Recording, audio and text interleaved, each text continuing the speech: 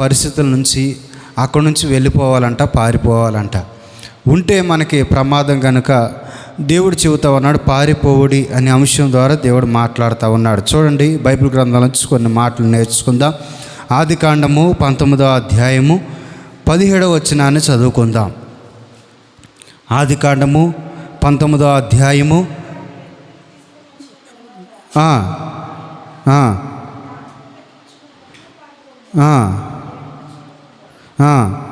చాలండి.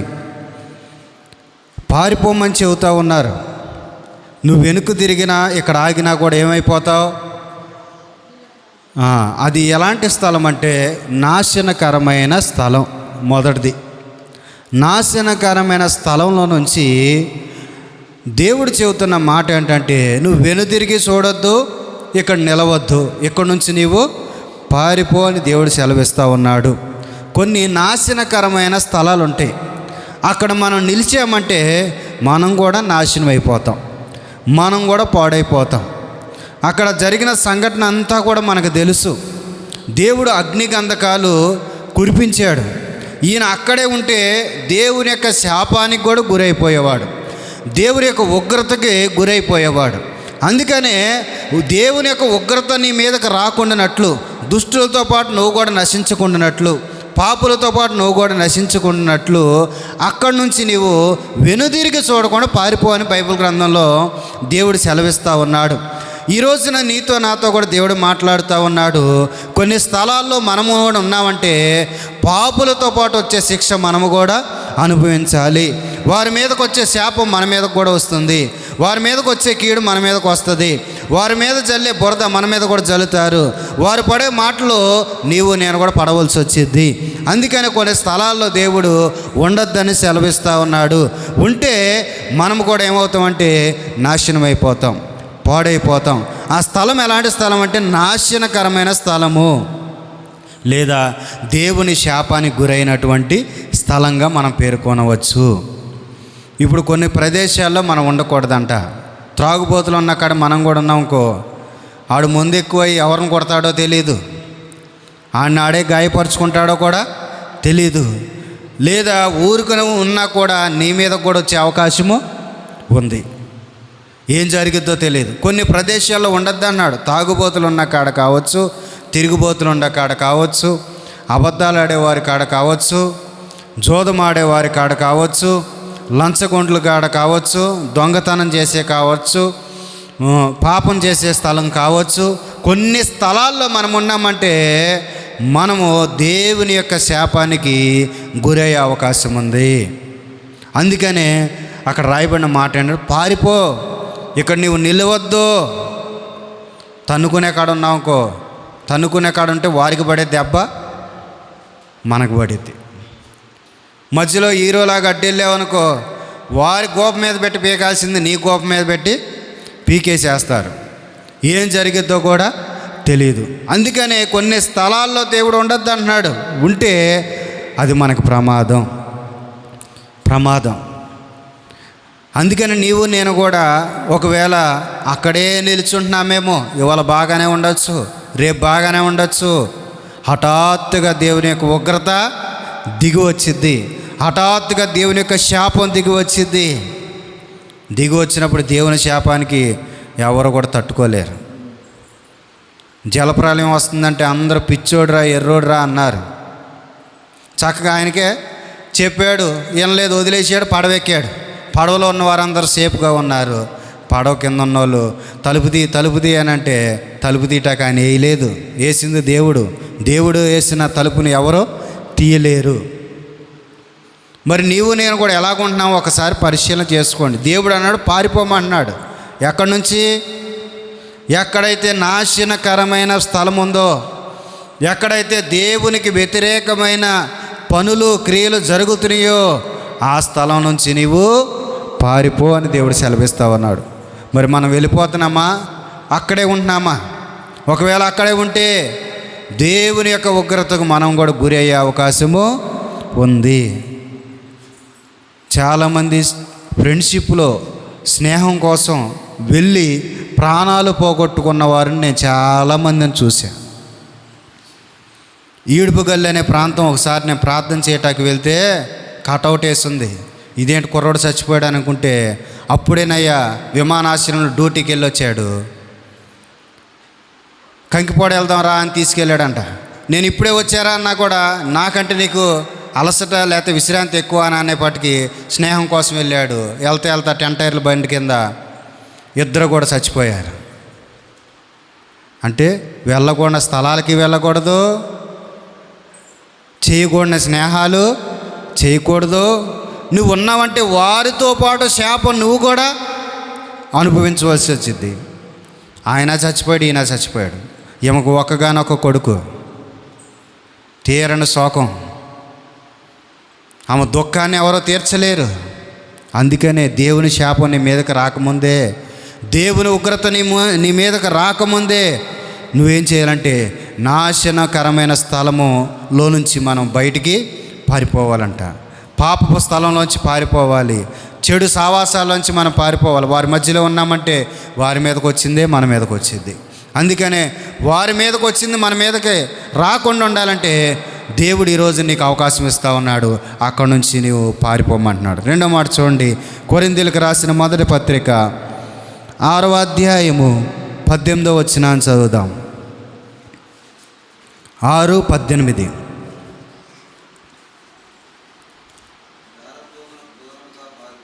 దేనికి దూరంగా పారిపోమంటున్నాడు?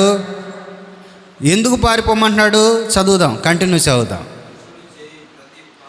మనుష్యుడు చేయు ప్రతి పాపము దేహమునకు వెలుపల ఉన్నది కానీ జారత్వం చేయవాడు చాలండి. కొన్ని పాపాలంట బయట చేస్తామంట, కానీ ఈ జారత్వం అనే పాపం ఏకంగా దేహంతోనే జరిగించేటువంటి పాపం అని అక్కడ రాస్తుంది. ఈ దేహమే దేవుని ఆలయం. ఎవడైనాను నా ఆలయమును పాడు చేసిన యెడల నేను వానిని పాడు చేయదును అని బైబిల్లో రాస్తుంది. నువ్వు అనుకుంటున్నావు ఇది నా శరీరం, నా ఇష్టం వచ్చినట్టు తిరుగుతా అనుకుంటున్నావు. ఇది దేవుని యొక్క ఆలయం అయి ఉన్నది. ఈ ఆలయాన్ని నువ్వు పాడు చేస్తే, అపవిత్రం చేస్తే దేవుడు నిన్ను పాడు చేస్తాడు. ప్రతి పాపం బయట జరిగిస్తారు, కానీ జారత్వం వ్యభిచారం అనే పాపం అంట శరీరముతో చేసేటువంటి పాపం అంట. అందుకని దేవుడు అన్నాడు, ఈ పాపానికి మీరు దూరముగా పారిపోండి. యాకోబు పత్రికలో ఉంటుంది, ఎవడైనా వ్యభిచారులారా ఈ లోక స్నేహము దేవునితో వైరమని మీరు ఎరుగరా? ఎవడైనాను వ్యభిచారం చేసిన అటువాడు దేవునికి శత్రువు. నువ్వు ఈ పాపం చేస్తే అంటే దేవునికి శత్రువు అయిపోతావంట. అందుకని దేవుడు అన్నాడు, ఇట్టి పాపం నుంచి నీవు బయటికి పారిపో. ఒకవేళ ఇప్పటి వరకు చేస్తుంటే దేవుడు కనికరం కలిగిన దేవుడు కనుక క్షమించమని వేడుకో. వ్యభిచారంలో పట్టబడిన స్త్రీని క్షమించినట్లు నిన్ను కూడా దేవుడు క్షమిస్తాడు. ఇంకా పాపంలో కొనసాగుతావా, దేవుడు ఉగ్రత ఏ రోజు నీ మీదకి దిగొచ్చిద్దో తెలియదు. అందుకని ఈరోజే క్షమాపణ అడుగు, దేవుణ్ణి అడిగి ఇక నుంచి అంట నువ్వు ఆ పాపం నుంచి ఏమవ్వాలి, దూరంగా ఉండాలి. వ్యభిచారంలో పట్టబడిన స్త్రీకి దేవుడు ఒక మాట చెప్పాడు, అమ్మా ఇక మీద పాపము చేయొద్దు. ఇక మీద చేయొద్దంటే ఇప్పుడు వరకు చేసావు, నేను నిన్ను క్షమించాను, ఇక మీద నువ్వు పాపం చేయొద్దు అని దేవుడు చెబుతున్నాడు. ఈరోజు మనతో కూడా, మన సంఘంతో కూడా దేవుడు మాట్లాడుతూ ఉన్నాడు. మైక్ యంత్రం ద్వారా వింటున్న ప్రతి ఒక్కరితో దేవుడు మాట్లాడుతున్నాడు. యూట్యూబ్లో చూసే ప్రతి ఒక్కరితో దేవుడు మాట్లాడుతున్నాడు. ఇప్పటివరకు చేసావేమో, ఈరోజు దేవుడు నీతో మాట్లాడుతున్నాడు. ఇక మీదట ఆగిపో. పురుషుడా స్త్రీ నువ్వెవరివైనాక ఇక నుంచి పాపం నుంచి ఆగిపో. దేవుడు అన్నాడు, అట్టి పాపం నుంచి దూరంగా పారిపోమంటున్నాడు. అట్టి పాపానికి దూరంగా పారిపోవాలంట. చాలామంది చేయకపోయిన మధ్యలో ఉంటారు, అది పాపమే. చాలామంది ఏం చేస్తారు, తప్పుడు పనులు చేసే వాళ్ళకి మధ్యలో ఉంటారు, మాటలు అందిస్తూ ఉంటారు, కాపలాలు కాస్తూ ఉంటారు. ఇక్కడ తీసుకెళ్ళి ఆడ చెబుతూ ఉంటారు, అక్కడ తీసుకెళ్ళి ఇక్కడ చెబుతూ ఉంటారు. దొంగతనం చేసినోడికి ఎంత శిక్ష, కాపలా కాసినోడికి కూడా అంతే శిక్ష పడుద్ది. పాపం పాపమే, ఏదైనా చిన్నదైన పాపమే, పెద్దదైన పాపమే. పాపం చేసేవాడికి సహకరించడం కూడా పెద్ద పాపమే. పాపం చేసేవాడికి మనం సహకరిస్తున్నాము, అది కూడా పాపమే దేవుడి దృష్టిలో. అందుకనే దేవుని బిడ్డ, నీవు నేను కూడా ఒకవేళ అలాంటి స్థితిలో ఉంటే ఈరోజే మార్చుకోవాలి. ఏం చేసుకోవాలంట? జారత్వానికి దూరంగా పారిపోవాలి. ఎందుకంటే ఇది దేహంతో జరిగించే పాపము. ఈ దేహంతో జరిగిస్తే ఏమవుతుందంట? దేవుడు ఆలయాన్ని పాడు చేసిన వాడిని నేను పాడు చేస్తాను. దేవుడు పాడు చేయటం మొదలేశాడంటే ఇక నీ జీవితం శూన్యం. ఇక నువ్వు దేనికి పనికిరావు. మనుషులన్నా పాడు చేయాలనుకొని నిన్ను ఏదేదో చేయాలనుకుంటారు, కానీ ఏం చేయలేకపోయి ఉండొచ్చు. కానీ దేవుడి చేతిలో పడ్డావంటే నీ జీవితం అయిపోద్ది. అందుకనే ఈ రోజున జారత్వానికి దూరంగా పారిపోండి. వ్యభిచారం అనే పాపానికి దూరముగా పారిపోండి. బైబిల్ ఉంటుంది, పరిశుద్ధులైన వారు అసలు ఆ పదమే ఎత్తకూడదని ఉంటుంది. ఎత్తకూడదని ఉంటే మనం ఏం చేస్తున్నాం? ఏకంగట్టి పాపమే చేసేవారు ఉన్నారు. చూడండి, బైబిల్లో ఉంటుంది, చేస్తే కాదు చూస్తే కూడా పాపమే. బైబిల్లో ఉంటుంది కదా, మోహపు చూపు చూచు ప్రతివాడు అప్పుడే తన హృదయములో పాపము చేసినవాడు. స్త్రీ కావచ్చు, పురుషుడు కావచ్చు, ఒకవేళ అలాంటి చూపు కలిగినా కూడా అది పాపమే. అందుకనే ఇలాంటి పాపం నుంచి అంటే దేవుడు ఏమంటున్నాడు? పారిపోమన్నాడు. ఇది కాలేబయ్య గారు చెప్పే మాట కాదు, బైబిల్లో రాస్తున్న మాట. జారత్వం అనే పాపంకి దూరముగా పారిపోండి అని దేవుడు సెలవిస్తున్నాడు. నాశనకరమైన స్థలం నుంచి పారిపోమంటున్నాడు. రెండవది జారత్వం అనే పాపం నుంచి పారిపోవాలి. మూడో మాట చూడండి, అదే కొరింథీయులకు రాసిన మొదటి పత్రిక 10:14. 10:14.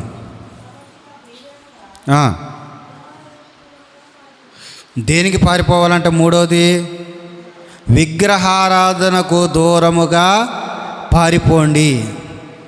ఈ రోజున చాలామంది విగ్రహారాధన చేసేవాళ్ళు ఉన్నారు, లేరా? చాలామంది ఉన్నారు. క్రైస్తవ లోకంలో కూడా చాలామంది విగ్రహారాధన చేసుకునే వాళ్ళు ఉన్నారు. యేసు ప్రభు వారు ఫోటో పెట్టుకునేవారు, అది విగ్రహారాధనే. చాలామంది విగ్రహారాధన చేస్తూ ఉన్నారు. దేవుడు అంటా ఉన్న విగ్రహారాధనకు దూరముగా పారిపోండి.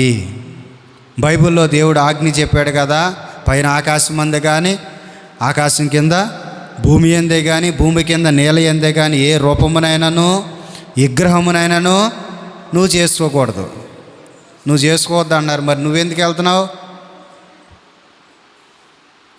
నువ్వే ముందు వెళ్తున్నావు. మందిరానికి వచ్చే నువ్వే హారత పట్టుకొని ముందు నువ్వే వెళ్తున్నావు, పళ్ళెం పట్టుకొని నువ్వు ముందే వెళ్తున్నావు.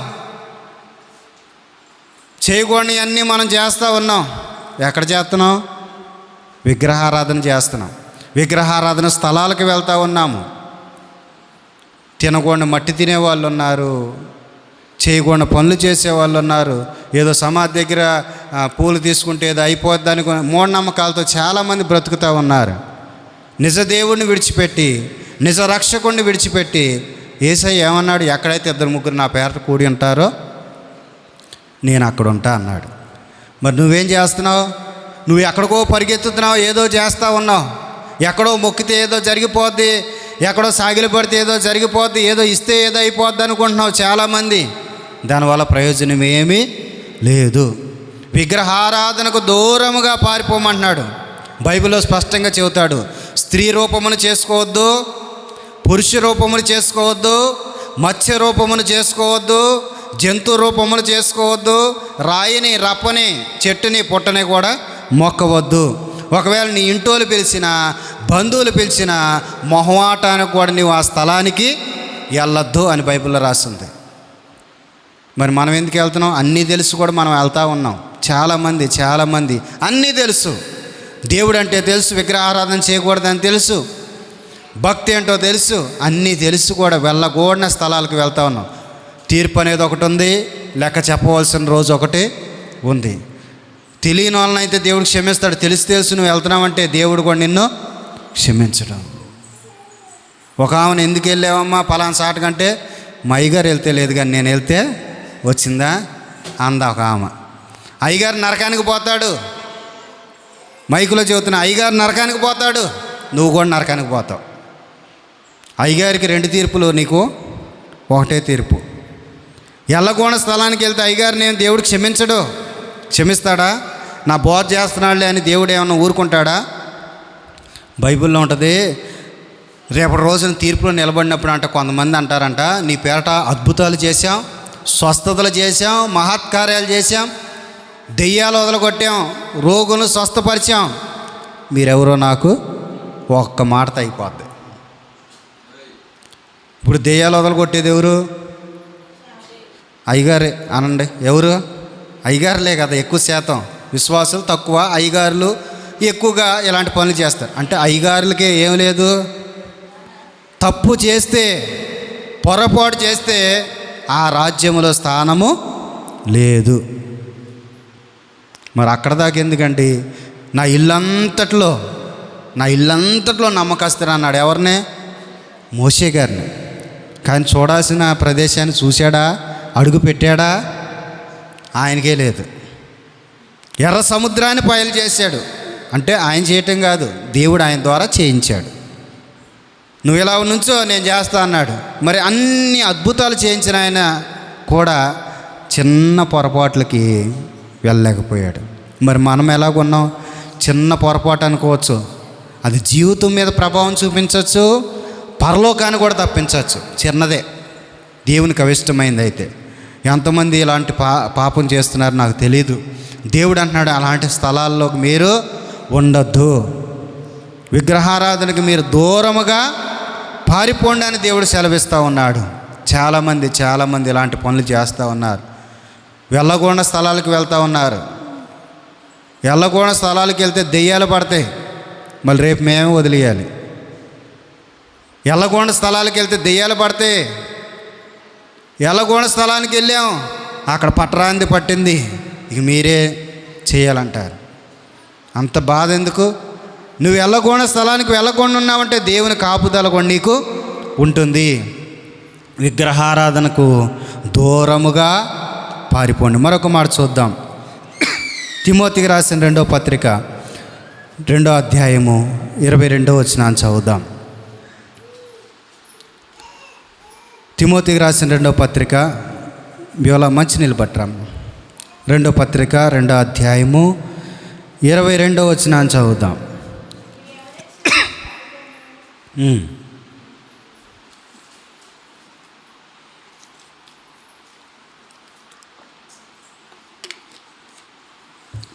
చదువుదాం. 4వది, యవనేచ్ఛల నుండి పారిపోము. యవనేచ్ఛలంటే యవన కాలపు కోరికల నుంచి ఏమైపోవాలంట? పారిపోవాలంట. నా కోరిక చొప్పున ప్రతీదీ చేస్తాను అని అంటే ఏం జరిగిద్ది అని అంటే, బైబిల్లోనే ఒక ఉదాహరణ ఉంది.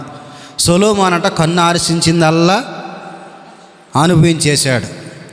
తన మనసుకు ఏది నచ్చితే అది చేసేసాడు. చివరాఖరికి ఏమయ్యాడు? వృద్ధాప్యం వచ్చాక పాపంలో పడిపోయాడు. దేవుడు 2 సార్లు గద్దించినా కూడా లోబడలేకపోయాడు. మనకు మనసు నచ్చినట్లు చేసేవంటే నువ్వు కూడా పాపంలో పడిపోతావు. బైబిల్ ఉంటుంది, యవనస్తులు తప్పక తొట్టిల్లుదురు అని బైబిల్లో రాస్తుంది.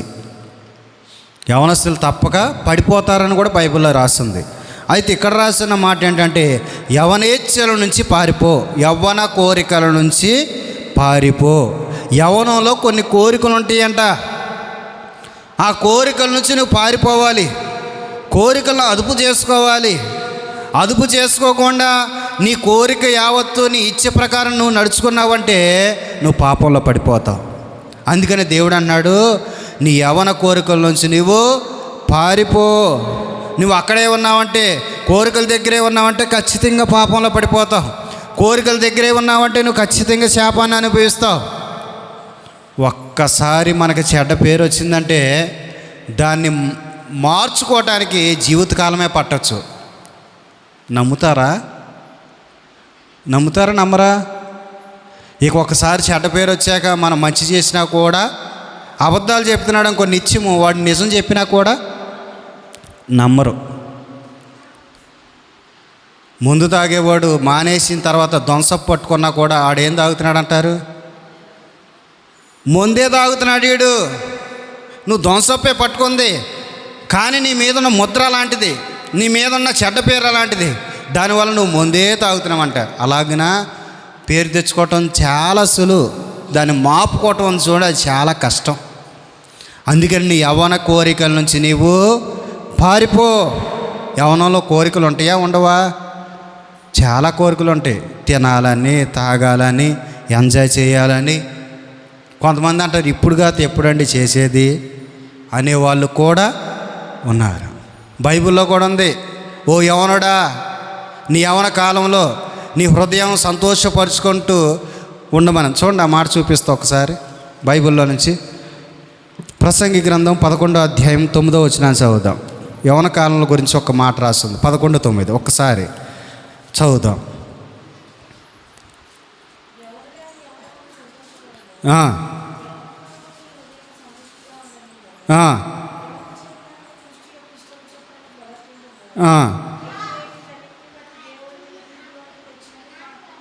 చాలండి. యవన కాలంలో బాగానే ఉండు అని చెబుతున్నాడు, చివరిలో పెట్టాడు ఏమని?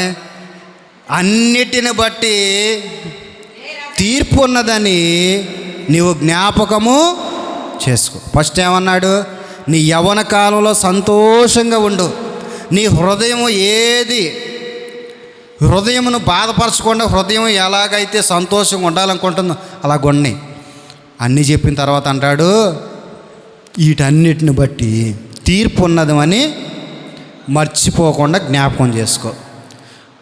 ఏది చేసినా చివరిలో ఏముంది? నీకు తీర్పు ఉన్నదని జ్ఞాపకం చేసుకో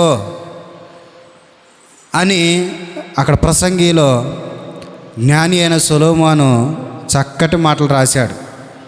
నిజంగా మరి నీవు నేను కూడా యవన కాలంలో మన ఇష్టానుసారంగా ఉంటున్నామేమో పరిశీలన చేసుకోండి. ఇక్కడ చాలామంది యవనస్తులు ఉన్నారు. యవన కాలంలో నీ కోరిక చొప్పున చేసావా పాపంలో పడిపోతావు. చాలామంది అంటారు మా అబ్బాయిని ఈడే చెడగొట్టాడు, మా అమ్మాయిని ఏమే చెడగొట్టింది అంటారు. ఉత్తిదే, వారి కోరికలను బట్టి వారు చెడిపోయారు అంతే. వాడు తీసుకెళ్తే వచ్చాడు, వాడు తీసుకెళ్తున్నాడంటే నీకు ఇష్టం లేకుండానే నువ్వు వాడికి పోతున్నావా? కొంతమంది అంటారు లేచిపోయిన తర్వాత ఆడేనయ్యా తీసుకుపోయాడు, ఏమికి ఇష్టం లేకుండా ఇల్లు గదిలో వెళ్ళిపోయిందా మనం అనుకుందాం. పాపం పుణ్యం వాడి మీద నెడతా ఉంటారు. ఇష్టం లేకుండా నువ్వు ఇంట్లోంచి బయటికి వెళ్ళావా? కొంతమంది అంటారు నాకు ఇష్టం లేదండి వాడే వచ్చాడు. నువ్వు అనుమతి ఇవ్వందే నీ ఇంట్లోకి అడుగు పెడతాడా పురుషుడు? స్త్రీ అయినా నువ్వు ఎంత అవకాశం ఇస్తే నీ ఇంట్లోకి వచ్చాడు? నీకు ఇష్టం లేకుండానే, నీకు కోరిక లేకుండానే పురుషుడిని ఇంట్లో అడుగు పెడతాడా? అంతా నీ దగ్గరే ఉంది. కానీ మనం ఏం చేస్తాం తెలుసా? వాళ్ళే చేశారు వీళ్ళే చేశారని చెబుతూ ఉంటాం. ఆదాము అవ్వలు కనుక ఒకరి మీద ఒకరిని నెట్టుకున్నట్టుగా ఆ స్వభావం అప్పటి నుంచి వస్తూ ఉంది మనకి. తప్పు చేసి ఒప్పుకునే వాళ్ళు లేరు, కప్పేసుకునే వాళ్ళని చూసేవాళ్ళు ఉన్నారు చాలామంది. శాపం అది. ఇక్కడ రాయబడిన మాటలు ఏంటంటే నీ యవనేచ్ఛల నుంచి నీవు పారిపో. యవన కాలంలో అనిపించిద్ది కామ కోరికలు, మందు తాగాలనిపించిద్ది, ఇంకా సినిమాలు చూడాలనిపించిద్ది, బంగారం ధరించాలనిపించిద్ది, నచ్చినవన్నీ కూడా కట్టుకోవాలనిపించిద్ది, వెళ్ళగూడ స్థలాలకి వెళ్ళాలనిపించిద్ది. ఈ లోకంలో ఉన్న ఈ లోకమంతా రంగుల వలయం, దాన్ని చూడాలనిపించింది. బైబిల్లో కూడా ఒక ఆమె బయటికి వెళ్ళింది. ఎవరామె? దేనా. ఈ లోక స్త్రీలు ఎలాగున్నారు, ఈ పట్టణంలో ఉన్న వారు ఎలాగున్నారు, బయటికి వెళ్ళినట్టు వచ్చిందా? వెళ్ళిన తర్వాత పాడైపోయి తన శీలాన్ని పోగొట్టుకొని తిరిగి కన్యత్వాన్ని పోగొట్టుకొని వచ్చింది. వెళ్ళినట్టు రాలా, పోగొట్టుకొని వచ్చింది. మరి మనం ఒకవేళ మనం కూడా వెళ్ళామంటే మనం కూడా పోగొట్టుకొని వస్తాం. ఏంటిదో తెలుసా?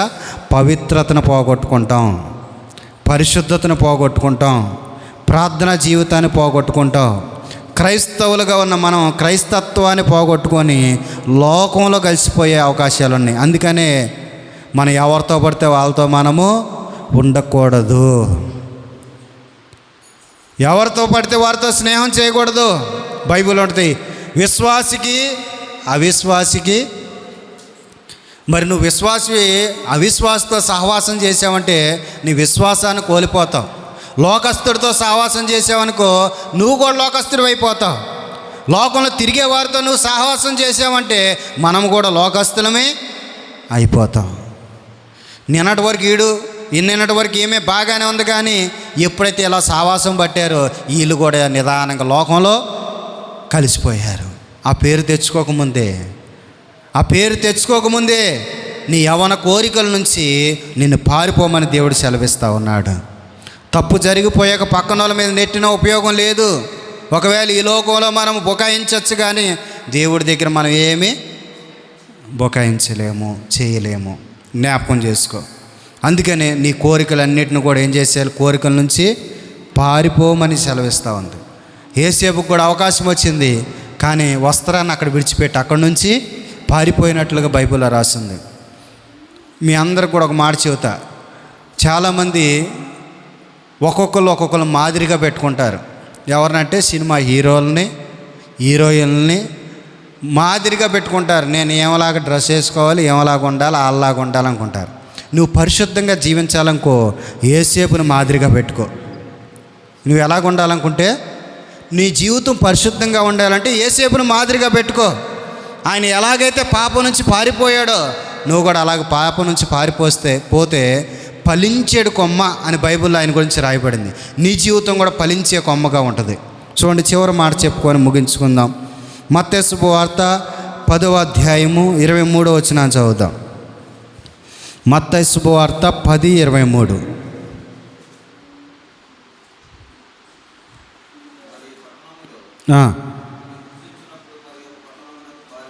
చాలండి.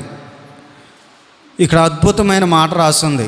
ఎవరి కోసం అనంటే సేవకులు కావచ్చు, విశ్వాసులు కావచ్చు, సువార్త ప్రకటించేవారు కావచ్చు. ఏమని రాస్తుంది? మిమ్ములను ఈ పట్టణం మందు హింసిస్తే మీరు మరొక పట్టణానికి వెళ్ళండి. ఇక్కడే ఉండి తన్నులు తిని, ఇక్కడే ఉండి తిట్లు తిని ఇదే దేవుడు చెప్తాం అనుకుంటే దేవుడు కూడా ఏం చేయలేడు. దేవుడు ముందే చెప్పాడు. ఏమని? మిమ్మల్ని హింసిస్తూ ఉంటే ఎక్కడి నుంచి ఏం చేయమన్నాడు? మిమ్మల్ని హింసిస్తూ ఉన్నారనుకో, ఎక్కడి నుంచి వేరే చాటుకి వెళ్ళిపోమంటున్నాడు. యేసు ప్రభువారు అనేక పర్యాయాలు దాగి పక్కకు తప్పుకున్న సందర్భాలు బైబిల్లో మనం చదివాం. చూడలేదు కానీ చదివాం కదా. అనేక పర్యాయాలు దాగి ఉండి పక్కకు తప్పుకున్నారు.